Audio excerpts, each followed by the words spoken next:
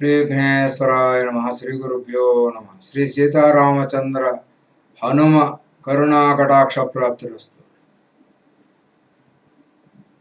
నమోస్తు రామాయ చ లక్ష్మణాయ దేవ్యై చ తస్మై జనకాత్మజాయై.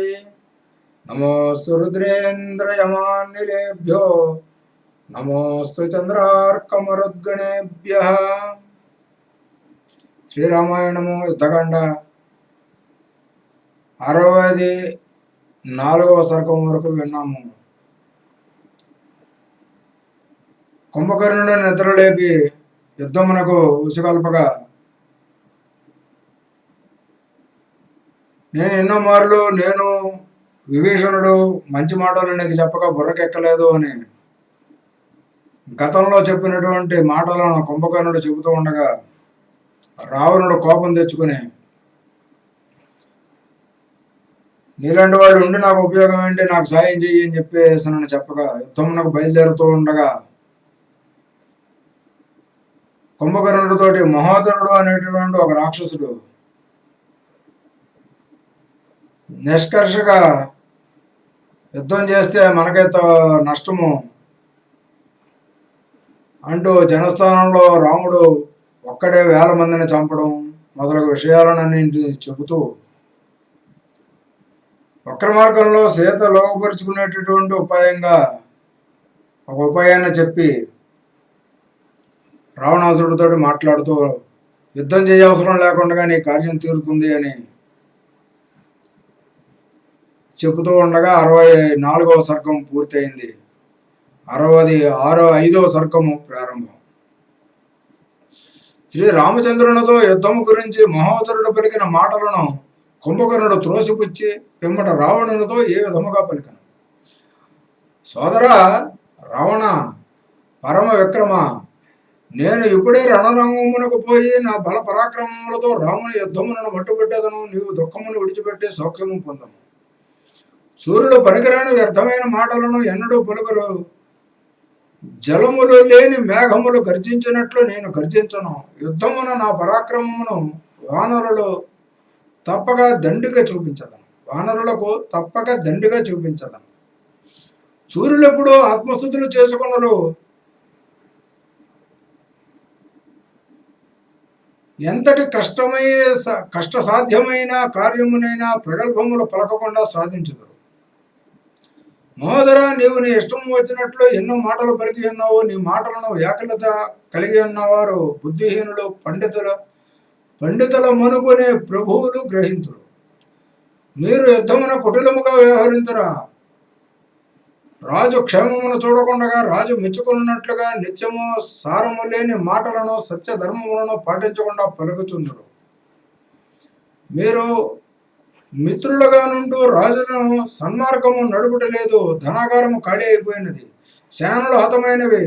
ఇంకా రాజు ఒక్కడే ఒంటరిగా మిగిలిపోయినాడు. ఇప్పుడు శత్రువులనందరూ హతమార్చుటకు యుద్ధభూమికి వెళ్ళేదను.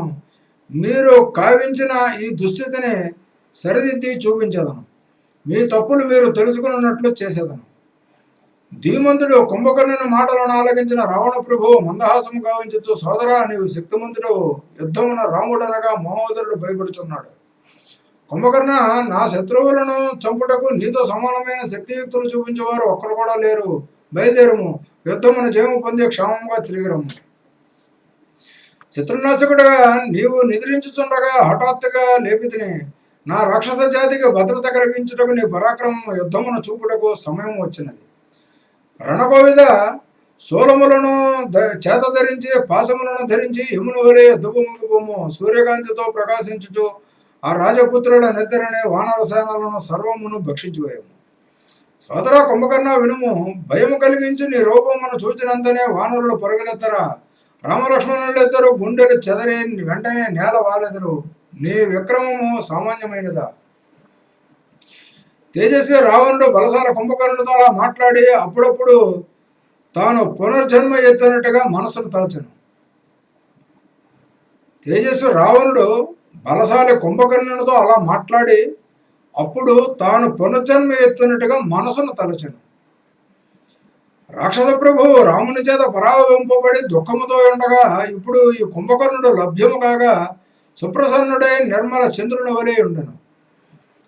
పిదప శక్తిమంతుడు కుంభకర్ణుడు అన్న ఆ విధముగా పలుకుగా రామచంద్రునిపై పోరాడుటకు సంసిద్ధుడై సంతోషముతో యుద్ధము చేయ ఉత్సాహముతో బయలుదేరి వెళ్ళాను. శత్రునాశకుడు రాక్షస వీరుడు కుంభకర్ణుడు అంతా ఇనుముతో చేయబడి శుద్ధ బంగారంతో అలంకరింపబడి ప్రకాశించుచున్న రమణీయ శూలమును దాల్చెను. కుంభకర్ణుడి చేతబట్టిన శూలము ఇంద్రుని వజ్రాయుధము వలె బరువుగా నుండి కాంతితో ప్రకాశించుండెను. ఆ శూలము అనేక యుద్ధములలో జయం సాధించినది. ఆ శూలము గంధర్వులను, దానవులను, యక్షులను, సురులను ఎంతగానో పీడించినది. ఎర్రవర్ణపు రక్తవర్ణపు ఎర్రని పుష్పమాలలతో అలంకరింపబడి ఉన్నది. అటువంటి శూలమును చేతబట్టి కుంభకర్ణుడు రావణునితో ఉత్సాహముతో ఇట్లు పలికెను. తండ్రి, ఈ సైన్యమును ఇక్కడనే ఉండనిమ్ము. నేను ఒక్కడినే ఒంటరిగా యుద్ధము చేయపోవదును. నేను చాలా ఆకలితో ఉన్నాను. ఆ బాధ తీరినట్లుగా వానరులందరూ శీఘ్రముగా భక్షించదను. కుంభకర్ణ, నా మాటలను మంచిగా వినుము. శూలములో, ముద్గరములో, ఆయుధములో ధరించిన సైనికులతో యుద్ధము చేయుటకు వెడలము. వానరులు భారీ శరీరములు కలవారు, మహాసూరులు, పైగా యుద్ధరంగమున ఒంటరిగా నున్నవారిని, అప్రమత్తతో ఉన్నవారిని దంతములతో కొరికి వెంటనే చంపివేయు శక్తిమంతుడు. కుంభకర్ణ, కావున జ్ఞానము కలిగి సేనలతో పోయి యుద్ధమున దైత్యులకు హాని చేయుచున్న శత్రువులనందరూ నేను సంతోషించినట్లుగా మట్టుపెట్టుము. యుద్ధమునకు పోవచున్న సోదరుడు సూర్యుడు, యుద్ధరంగ పండితుడు, మహోగ్ర దేహము కలవాడునైన కుంభకర్ణునకు ఆ రమణీయ బంగారు మునిమాలను అలంకరించారు. అంతటా రావణుడు యుద్ధమున కోరిక ఉన్న సూర్యుడు కుంభకర్ణుని అంగదములు, మనోహరములైన శుభ అంగుళీకములు, భూషణములు, చంద్రహారములతో అలంకరించాడు. రావణుడు సోదరుడు కుంభకర్ణునకు మెడలో దివ్యమైన ఆభరణముతోనూ, అఖండ సువాసనల వెదజల్ల పుష్పమాలలతోనూ, చెవులకు బంగారు కుండలములతోనూ అలంకరించాడు. బంగారపు అంగదములతో, కయ్యూరములతో, వక్షస్థలము బంగారు అలంకరణలతో అలంకరింపబడి పెద్ద చెవులతోనున్న కుంభకర్ణుడు బాగా హుతము స్వీకరించిన అగ్నిహోత్రుడు వలె ప్రకాశించాను. అప్పుడు పెద్ద నల్లని తాడు నడుమునకు కట్టబడిన కుంభకర్ణ రాక్షసుడు అమృతమును పుట్టించు వేళ సర్పమును తాడుగా కట్టబడిన మందర పర్వతము వలె ఉన్నాడు. శస్త్రములకు అభేద్యమైన బంగారు కవచము ధరించి ఎంతో తేజస్సుతో ప్రకాశించు సంధ్యాకాలమున మేఘములచే చుట్టబడిన పర్వత రాజము వలె బంగారు భూషణములతో కుంభకర్ణుడు వెలుగొందెను. అమితముగా అలంకరించుకొని మహాశూలమును చేతబట్టిన కుంభకర్ణుడు బలి చక్రవర్తిని నాశనము చేయుటకు మూడు పాదములను మోప ఉత్సాహపడుతున్న విష్ణువు వలె ప్రకాశించను. భూషణములను అలంకరించుకొని పరాక్రమవంతుడు, ధైర్యవంతుడు అయిన కుంభకర్ణుడు రావణుని భక్తితో కౌగిలించుకుని ప్రదక్షిణ చేసి శిరస్సు వంచి నమస్కరించి బయలుదేరాడు. ధీరుడు, వీరుడు అయిన కుంభకర్ణుడు గొప్పగా పెద్దగా ధ్వనులు చేయుచున్న యుద్ధభూమికి పోవుచుండగా రావణుడు సంతోషముతో జయము పొందుదామని దీవించి సాగనంపాను. కుంభకర్ణుడు తాను యుద్ధమునకు బయలుదేరగా వాని వెంట దివ్యమైన ఆయుధములు ధరించిన రాక్షసులు శంఖములు, దుందువులు మ్రోగించుచు రథములు, అశ్వములు, గజములు బయలుదేరినవి. భీకరుడైన కుంభకర్ణుని కూడి గాడిదలు, సింహములు, సర్పములు, గజములు, ఒంటెలు, మృగ పక్షి సమూహములను ఎక్కి సైనిక వర్గమంతా సమరోత్సాహంతో బయలుదేరి వెళ్ళినవి. సూర్యుడు కుంభకర్ణుడు శూలము చేతబట్టి శిరమున ఛత్రముతో యుద్ధభూమునకు విడుచుండగా పుష్పవర్షము కురిపించు దేవారులు గంధములను పూసిరి. విక్రమదైత్యుడు కుంభకర్ణునితో ధీరులు, శక్తిమంతులు అయిన భటులు, భయంకరమైన నేత్రములు గల సాయుధులు, పాదచారులే వేగముగా పయనించారు. ఎర్రని నేత్రములు కలిగిన మహాకాయలు, నల్లని కాటుక వంటి దేహములు కలవారు, క్రూరాకారులు అయిన రాక్షసులు, శూలములు, ఖడ్గములు, వాడి అయిన గండ్రగొడ్డళ్ళు, చిందిపాలు, పరిగెలు, ముసలములు, గదలు మొదలగు ఆయుధములను పట్టుకుని బలమైన తాటి చెట్లు చేత ధరించిన రాక్షసులు పదాతులు తమ నాయకుడు కుంభకర్ణుని వెంట బయలుదేరి వెళ్ళినారు. మిక్కిలి తేజోవంతుడు, భీకరమైన దారుణమైన దేహము కలవాడు, 200 గజముల చుట్టుకొలత, 100 గజముల ఎత్తు శరీరము కలవాడు, బండి చక్రముల వంటి కన్నులు కలవాడు, పర్వతముల వంటి దేహములు కలవాడు, శత్రుజన భయంకరుడైన కుంభకర్ణుడు రావణునితో యుద్ధమునకు బయలుదేరాడు. పెద్ద దేహము కలవాడు, విశాలమైన ముఖము కలవాడు, కాలిన పర్వతము వలెనున్నవాడు, పెద్ద కనులు గలవాడు అయిన కుంభకర్ణుడు రాక్షసులను చూచి నవ్వుచూ ఇట్లు పలికిన: దైత్య జనులరా, వెనుండక అగ్నిలో పడు మిడత వలె నేను వానరులనందరూ ముక్కలు ముక్కలుగా చేసి దగ్ధము చేసేదను. నిజము చెప్పవాలనంటే వానరులు నాకు కొంచెము కూడా అపకారము చేయలేదు. వానరులందరూ మన ఉద్యానవనములందు సుందర గృహముల యందు అలంకరణగా నుందురు. కావున పట్టణమును ముట్టడించిన రామలక్ష్మణులే తప్పక మూల కారణము అయి ఉన్నారు. వారు మనకు శత్రువులు కదా, కావున వారిని చంపినట్లయినా అందరూ చంపినట్లే ఆగును. కుంభకర్ణుడు సంతోషంతో పలుకుచుండగా రాక్షసులు భీకరముగా భూమి కంపించిపోయినట్లు కోలాహలముగా చేశారు. కుంభకర్ణుడు యుద్ధమునకు బయలుదేరుచుండగా భూమిని అతి భయంకరమైన దుశ్శకునములు అన్ని దిక్కులా గోచరమైనవి. దుశ్శకునములు బాగా కనిపించి ఉలకలు పిడుగులతో కూడిన గాడిద రంగు గల మేఘములను జనులు చూచిరి. అమంగళ సూచకంగా సముద్రముతో కూడిన భూమి కంపించను. భీకర ఆకారము గల నక్కలు అగ్ని కక్కుచూ అరిచినవి. ఆకాశమున పక్షులు అపసవ్యముగా మండలాకారముగా అమంగళములుగా తిరిగినవి. కుంభకర్ణుడు భూమి మీద నడిచి వెళ్ళగా అతను శూలముపై గ్రద్ద వాలినది. అశుభ సూచకముగా వాని ఎడమ చేయి ఎడమ కన్ను అదిరినవి. అంతటా మహావేగముతో మండుచున్న ఉలకబడినది. సూర్యుడు కాంతిహీనుడే కనిపించను. గాలి సౌఖ్యముగా వేచదాయను. దుఃఖము గగురుపాటు కలిగించుచు ఘోరమైన అపశకనములు ఎన్నయో కనబడినను కుంభకర్ణుడు వాటిని లెక్క చేయకుండా రణసీమకు బయలుదేరను. చావుమూడిన వారు మంచి చెడులు చూతురా.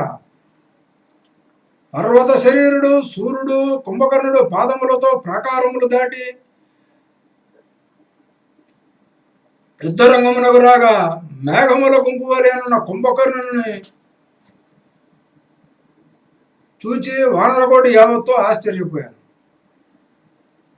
పర్వతము వలెనున్న వికార రూపుడు కుంభకర్ణుని చూచి చూడగానే వానరసేనలు యావత్తు తలడెల్లిపోయి వెనుగాలికి మేఘములు పరిగెడుతున్నట్లు అన్ని దిక్కులకు పారిపోయారు. నల్లని మేఘము వంటి ఘోర రూపమును చూచి వానరులు భయముతో పారిపోచుండగా విడిపోయిన మేఘముల వలె పారిపోవచ్చున్న వానరులను చూచి కుంభకర్ణుడు సంతోషంతో ధ్వనులు చేశాను.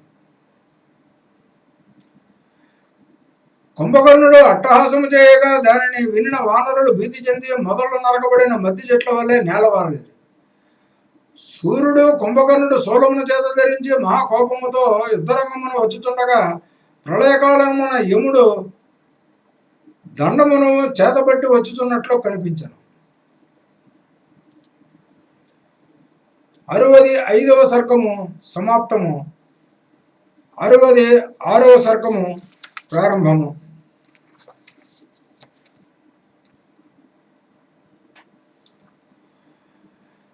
పర్వత సమాన దేహుడు శక్తిమంతుడైన కుంభకర్ణుడు గుణశేఖరుడు శ్రీరామచంద్రునితో యుద్ధము చేయుటకు లంకాపుర ప్రాకారమును దాటి పట్టణము నుండి వేగముగా వెడలను. పిడుగులను వర్షించుచున్నట్లు, పర్వతములను ఎగరగొట్టుచున్నట్లు, సముద్రము ప్రతిధ్వనించున్నట్లు గర్జనలు చేయుచు కుంభకర్ణుడు రఘురామునితో యుద్ధమునకు వెడలను. ఇంద్రునికి, యమునికి, వరునికి, దేవతలందరికీ శక్తికి లొంగని విక్రమక్రముడు భయంకర నేత్రములు గల కుంభకర్ణుని చూచి వానరులందరూ పారిపోయారు. పారిపోవచ్చున్న నీలుని, నలుని, గవాక్షుని, కుముదిని దీక్షగా చూచి అంగదుడు వారితో, వానరులారా, వంశోన్నతిని కాదని మీరు పారిపోకూడదు, భయము పొందవచ్చునా అని పలికెను. సౌమ్యులరా వినుడు, ప్రాణరక్షణకు పారిపోకుండా శీఘ్రముగా వెనుకకు రండి. ఈ రాక్షసుడు యుద్ధము చేయుటకు వచ్చిన వాడు కాదు, మనను భయపెట్టుటకు పంపిన పెద్ద బొమ్మ. వానరులరా, మీరు ఇప్పుడు పారిపోకుండా తిరిగి రండి. రాక్షసులు పంపిన ఈ భయంకర రూపము దైత్యుడు కుంభకర్ణుని యుద్ధంలో మట్టుపెట్టదము. అంగదుని మాటలకు అతి కష్టం మీద వానరులందరూ అత్యంత ధైర్యము పొంది 4 దిక్కుల నుండి వచ్చి గుంపులుగా చేరి యుద్ధము చేయుటకు వృక్షములను చేతబట్టేది. మదగజముల వలెనున్న వానరులందరూ తిరిగి తిరిగి వచ్చి పెద్ద పెద్ద వృక్షములను చేతబట్టి మహాకోపముతో భార్యదేహుడు కుంభకర్ణుడిని తమ శక్తి కొలది చితకబాదిరి. పర్వతం వలె ఎత్తుగానున్న కుంభకర్ణుని రాళ్లతో ఎంతగా కొట్టినను, వృక్షములతో ఎంతగా బాధినను దున్నపోతుపై వర్షం పడినట్లు అసలు చలించలేదు. వృక్షములతోనూ శిలలతోనూ వానరులు అతని దేహమును ఎంతగా కొట్టినను వానికి ఏమీ బాధ కలగలేదు. శిలలు మొక్కలై నేలపడినవి, వృక్షములు పుష్పములతో నేలవాలినవి. అలా మొత్తుచున్న వానరులను చూచి కుంభకర్ణుడు మిక్కిలి కోపించి విజృంభించి పట్టుదలతో ప్రయత్నపూర్వకముగా వానరకోటిని కొట్టి నాశనము చేశాను. కుంభకర్ణుడు ఆ విధముగా కొట్టగా వానరులు రక్తశక్తమైన దేహములతో ఎర్రని పూలతో నిండి ఉన్న వృక్షము వలె నేలపడి ఉండేది. యుద్ధమున విజృంభించిన కుంభకర్ణుని తట్టుకొనలేక కొందరు వానరులు వెనుకకు చూడకుండా పారిపోయారు. కొందరు సముద్రములో పడిరి, కొందరు ఆకాశమునకు ఎగిరిరి. దైత్యుడు కుంభకర్ణుడు అలా మితిమీరి బాధించు ఉండగా అతని దెబ్బలకు ఓర్వలేక వానరులు మృత్యువు నుండి తప్పించుకున్నటకు వచ్చిన దారిన పారిపోయారు. భయముతో ముఖములు మాడిపోయి కొందరు వానరులు బాగా ఎత్తుగానున్న ప్రదేశములను, కొందరు సమతల ప్రదేశములను ఆశ్రయించారు. భూలోకములో కొన్ని చెట్లెక్కగా కొన్ని కొండలపైకి పారిపోయినవి. కొందరు సముద్రమును మునిగిపోయారు, కొందరు గుహలను ఆశ్రయించారు, కొందరు నేల రాలిరి. కొందరు నిలబడలేక చనిపోయినట్లు నేల మీద పరుండిరి. అలా పారిపోవచ్చున్న వానరులను చూచి అంగదుడు, వానర శ్రేష్ఠులారా, భయపడకుడు వెనుకకు రండి. ఈ అంగదుని మాట ప్రకారము పట్టుదలతో యుద్ధము చేయుటకు రండి అని పలికను. మీరు ప్రాణములు రక్షించుకున్నటకు పారిపోవట గౌరవహీనము, అది మీకు యోగ్యత కాదు. మీరు వెంటనే మరల రండి. మీ శూరత్వమును సైనికులుగా ధర్మబుద్ధితో చూపించండి. పౌరుష ధీరులారా, యుద్ధరంగమున ఆయుధములు విడిచి పారిపోవట ధర్మము కాదు. మిమ్మల్ని చూచి మీ భార్యలు హేళన చేయరా? యోగ్యులకు హేళన మృత్యువుతో సమానము కాదా? గొప్ప వంశమును పుట్టి సామాన్యుని వలె యుద్ధ భయముతో పారిపోవట సరైనదేనా? ఈ రణమును విడిచి ఎక్కడికి పారిపోయేదరు?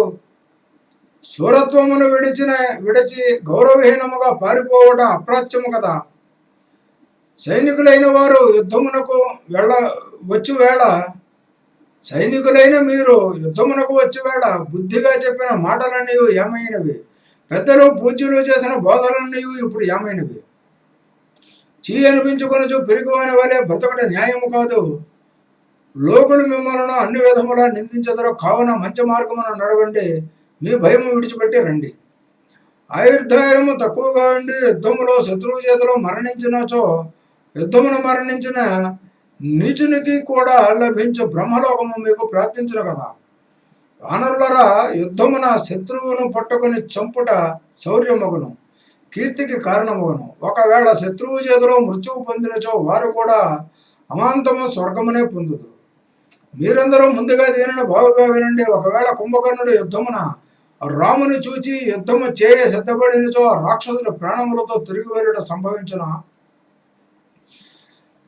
సైన్య ధర్మముగా యుద్ధము చేయుటకు వచ్చి ఇప్పుడు ఒక్కనికి భయపడి ప్రాణములు రక్షించుకున్నటకు పారిపోవడం హీనము కదా. మీ కీర్తి నాశనము కాకుండా. అలా అంగదుల పలుకగా కీర్తి నాశనమును మాటలను త్రోసి రాజనుచు నింద చేయుచు వానరులు ఇట్లు పలికిరి. ఆ విధముగా హెచ్చరించుటకు అంగదుడు పలుకగా వానరులు ఆలకించి కేవలము తమ ప్రాణములు రక్షించుకున్నటకు దుఃఖకరమైన నింద్యమైన మాటలను పలికిరి. అంగద, నీవు యుక్తిగా శ్రేయోదాయకము అను చెప్పిన మాటలను విన్నాము. కుంభకర్ణునితో యుద్ధము చాలా హేయమైనది. మా పాలిట యముడు ప్రాణములు రక్షించుకున్నటియే మాకు ముఖ్యము. ఆ విధముగా పలికి వానరులు ఘోర క్రూర కుంభకర్ణుని చూచి అనుమానించకుండా 4 దిక్కులకు పరుగులు తీసిరి. ధీరుడైన ప్రాణములను రక్షించుకొనకుండా ఉండుట శక్యమా? పారిపోతున్న వానర మొక్కలను చూసి అంగదుడు వారికి ధైర్యం చెప్పి రాముని పరాక్రమం గురించి వారికి చెప్పి సాహసముతో వానరులను యుద్ధభూమికి మరల్చి తెచ్చాను. మంచిగా మాటలు చెప్పి మంచి మార్గమున నిలిపిన మాన్యమూర్తి అంగదునకు లొంగి వచ్చిన వానరులు అతడు ధర్మముగా ఇచ్చు ఆజ్ఞగై ఎదురు చూచుచుండిరి. అద్ధర యుద్ధ సన్నద్ధ నిబద్ధ బుద్ధి పద్ధతిని వానర శ్రేష్ఠులు అవక్రమ విక్రమక్రమ నిష్ఠాగరిష్ఠులు వృషభ శరభ మైంద ధూమ్ర నీల కుముద సుషేణ గవాక్ష రంభ తార ద్వివిధ పనస హనుమదాది కపివరులు సరగ కుంభకర్ణాసురాభిముఖులై వెడలిరంతా. 66వ సర్గము సమాప్తము. 67వ సర్గము వచ్చే భాగంలో విందాము. స్వస్తి. శ్రీరామార్పణమస్తు.